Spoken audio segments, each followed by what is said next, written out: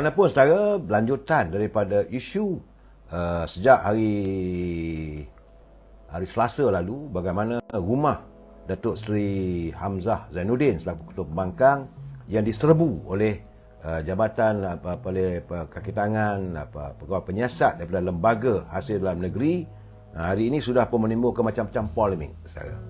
Tentulah pihak daripada rakan-rakan pimpinan daripada parti Perikatan Nasional, mereka mengatakan ini merupakan satu kezaliman politik.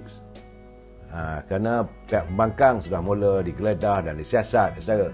Tetapi menurut Perdana Menteri Datuk Seri Anwar Ibrahim, beliau menegaskan bahawa sebenarnya beliau sendiri tidak dimaklumkan mengenai serbuan oleh lembaga hasil dalam negeri di kediaman Ketua Pembangkang Datuk Seri Hamzah Zainuddin. Jadi katanya serbuan dan penggeledahan oleh pegawai LHDN di rumah bekas Menteri Dalam Negeri yang juga ahli Parlimen Larut itu adalah urusan agensi berkenaan selaku badan penyiasat. Itu kata Datuk Seri Anwar Ibrahim, itu urusan LHDN, urusan badan-badan penyiasat, dan saya tidak dimaklumkan. Saudara kena jelas. Memang Datuk Seri Anwar Ibrahim menekankan bahawa beliau mahu ketelusan dalam pentadbiran, tetapi beliau tidak akan menekan mana-mana pihak penguatkuasa untuk melakukan tindakan dan sebagainya. Itu terpulang pada masing-masing. Jadi kalau nak menuduh Datuk Seri Anwar Ibrahim suruh orang ni siasat orang tu, siasat orang ni, dia kata bukan itu bukan cara dia berpolitik. Itu urusan LHDN. Ini sekarang sebab saudara isunya banyak sekarang ni. Dan saya menyangkakan bukan hanya Datuk Seri Hamzah Zainuddin juga yang bakal menghadapi keadaan macam mana saya katakan. Jangan kita mengundang amarah di kalangan pegawai-pegawai penyiasat. Mereka sedang menjalankan tugas dengan baik. So, jadi kita harus berlapang dada lah. Jangan timbulkan polemik yang bukan-bukan. Dan janganlah serang Perdana Menteri yang sedang menangani usaha untuk memperbaiki suasana ekonomi negara. Sebagai lanjutan, semalam saya dah nyatakan bagaimana Datuk Seri Anwar Ibrahim menjawab persoalan saman Datuk Mahathir yang minta Datuk Seri Anwar Ibrahim membuktikan bahawa sepanjang beliau menjadi Perdana Menteri tidak berlaku sebarang pemberian kepada kroni dan sebagainya. Tiba-tiba petang tadi saya, lanjutan daripada apa yang saya nyatakan, petang tadi saya menerima kiriman dari seorang teman. Saya tak tahu, saya cuma bagi tahu kepada teman-teman berhati-hati. Kerana kalaulah apa yang anda hantar pada saya tular di media sosial, anda boleh juga terjebak dalam masalah OSA, Official Secret Act, ataupun di bawah Akta Kerahsiaan Kerajaan. Kerana saya nampak tu adalah surat yang ditandatangani oleh mantan setiausaha bahagian perolehan kepada syarikat Telekom. Memang ada surat saya. Jelas mengatakan bahawa adanya berupa arahan. Kerana antara isi kandungnya saudara ialah ditulis itu bahawa ini kepada Encik Muhammad Nasir selaku Setiausaha Jawatankuasa Tender Lembaga Telekom Malaysia, itu Kementerian Keuangan bersetuju meluluskan permohonan bagi pembekalan kabel fiber optik bernilai 214 juta oleh syarikat Opcom.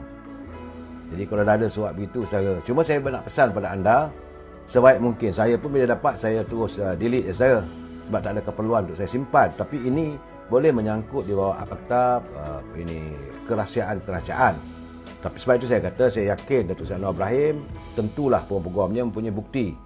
Dan saya nampak keadaan ini mengundang suasana yang tidak begitu menyeronokkan. Sebab itu saya sekali lagi memberi pandangan, berseru kepada yang bahagia Datuk Mahathir, sudahlah, tak payah nak masuk politik. Kalau saman tu tarik balik saman, selesaikan sallallahu alaihi Nabi, teruskanlah kehidupan.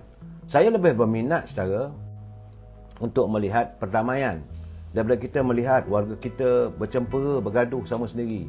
Macam mana kata pantun Pak Nazil tadi, kita sama kita berbalah, akhirnya kita akan merempat di bumi kita sendiri. Inilah kekhawatiran saya. Malahan saya lihat juga sekarang ni saudara, apabila sejak akhir-akhir ni, bila gendang pilihan raya dah mula dipalu, pilihan raya di 6 buah negeri, tiba-tiba saja nama Datuk Seri Najib menjadi harum semerbak. Semua orang nak menggunakan Datuk Najib sebagai modal politik mereka. Sama ada dari pihak kerajaan, sama ada dari pihak pembangkang. Lepas itu di pembangkang pun seolah-olah membayangkan mereka tidak akan menahan seandainya Datuk Seri Najib diberi pengampunan dan sebagainya. Itu bagaimana ada sebuah parti politik, saya tak mahu sebut nama orang saudara, tapi itu jelas dalam media sosial dia mengatakan pihak mereka tak adalah halangan. Jadi soal sekarang ni saya rasa dalam ahli-ahli politik menggunakan nama Datuk Seri Najib untuk modal politik mereka. Yang ini saya bersimpati. Saya bukan bersimpati pada mereka yang mengutarakan pandangan, tetapi simpati saya pada Datuk Seri Najib. Dia sepi dan berada di penjara, tapi orang menggunakan isu pemenjaraan beliau itu sebagai isu politik. Jadi bagaimanapun, sejak Datuk Seri Zahid Hamidi mengutarakan kenyataan melalui Perhimpunan Agung UMNO minggu lalu bahawa ternyata isu itu nampak gayanya membuatkan pimpinan parti pembangkang hilang arah, sebab mereka menuduh bahawa UMNO tidak melakukan apa-apa terhadap Datuk Seri Najib. Tapi bila Datuk Zahid mengatakan bila telah pun bertemu dengan Datuk Seri Najib, jadi mereka hilang punca, dah beralih pula mengatakan bahawa mereka tak ada masalah dan sebagainya. Itulah keadaan saudara. Saudara ARB, RCI dah dijelaskan. Saya tak tahulah. Saya melihat bahawa dalam keadaan-keadaan begini, Datuk Seri Anwar Ibrahim kenalah memikirkan bagaimana bidang kehakiman ini perlulah ada kajian semula nampak gayanya. Banyak benda-benda, lebih-lebih lagi tuntutan daripada warga UMNO supaya isu kes Hakim Nazlan ini perlu dibicarakan. Isu Izzati, itu mantan Menteri Gubernur Bank Negara, perlulah dikemukakan ke mahkamah. Sebab nampak gayanya mereka dilihat seolah kebal. Itu keadaannya, kebal dari sebarang tindakan undang-undang, sedangkan rakyat merasakan ada sesuatu yang tersembunyi. Jadi saya rasalah Datuk Seri Anwar Ibrahim kena memikirkanlah. Sebab saya melihat saudara bahawa dalam keadaan sekarang ini, buat macam mana pun UMNO hanyalah sekadar menyertai kerajaan perpaduan, tapi ia bukan dominan. Jadi hanya yang mampu meminta. Tak lebih daripada itu, nak melakukan tekanan tak boleh. Saudara, itu keadaannya. Jadi saya haraplah agar pimpinan di anjung kuasa di Sri-Perdana dapat memikirkan. Malahan ada kalangan teman-teman mengatakan bahawa pilihan raya negeri di 6 buah negeri ini banyak bergantung kepada seandainya Datuk Seri Najib itu masih lagi kekal di belakang jeruji besi, ia juga boleh dijadikan modal politik untuk pihak pembangkang untuk menepis segala usaha pihak-pihak ini daripada calon-calon daripada Pakatan Perpaduan ini untuk menggamit sokongan saya. Itu keadaan saya. Dan saya agak bersetuju hari ini apabila saya membaca daripada Toronto, saudara, bagaimana Setiausaha Agung Pertubuhan Bangsa Bersatu Antonio Guterres pada kemarin dia memberi amaran bahawa perkhidmatan media sosial yang dianggap sebagai menyediakan pembesar suara untuk kebencian.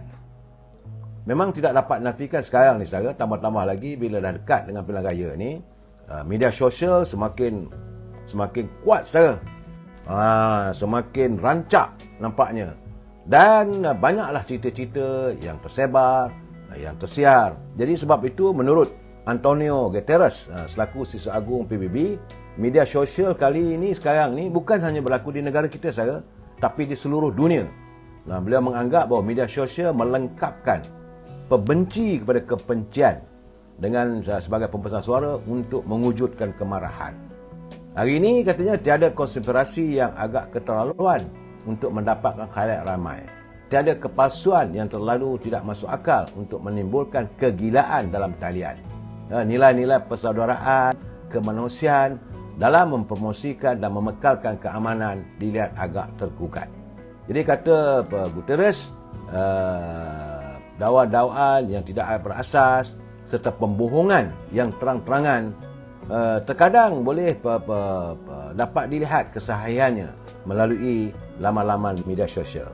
Jadi dia yakin bahawa setiap agama menyeru agar warga dunia ini memelihara kepentingan persaudaraan manusia sejagat untuk saling hormat menghormati. Namun nilai sejagat ini yang sepatutnya menghidupkan pertubuhan bangsa-bangsa bersatu sudah pun tergugat oleh kehadiran media sosial, katanya. Jadi saya saya tidak maulah berurusan untuk menjadikan laman saya ini sebagai laman untuk mewujudkan kebencian. Apa yang saya lakukan adalah sekadar untuk memberi penjelasan. Dan saya nampak teman-teman dalam media sosial ini memang tidak henti-henti menuntut agar Datuk Seri Najib Tun Razak diberikan keadilan dalam pembicaraannya dan sebagainya.